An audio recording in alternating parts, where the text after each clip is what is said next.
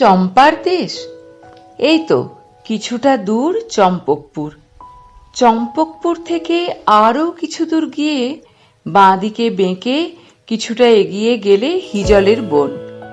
হিজলের বন ছেড়ে আরো উত্তরে গেলে দেখতে পাবে কাজল দিঘি। কাজল দিঘির পাড় দিয়ে আরো দক্ষিণে চলতে থাকো চলতে থাকো। হঠাৎ থমকে তুমি দাঁড়িয়ে যাবে।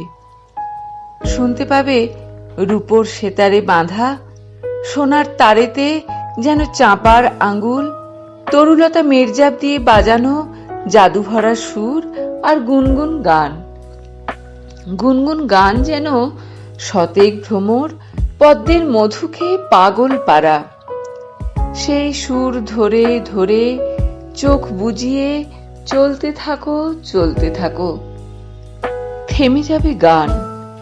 তুমি তখন দাঁড়াও আর সামনে তাকাও।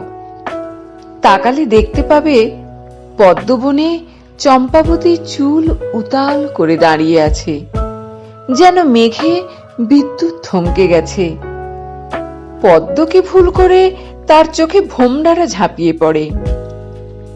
তোমাকে চকিতে দেখে মুচকি হেসে নিতম্ব গাগরীর এক দোলা দিয়ে জল ভরে চলে যাবে দূর, বহু দূর।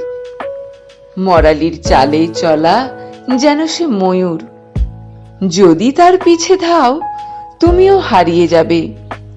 কেঁদে কুল পাবে না তো আমার মতন।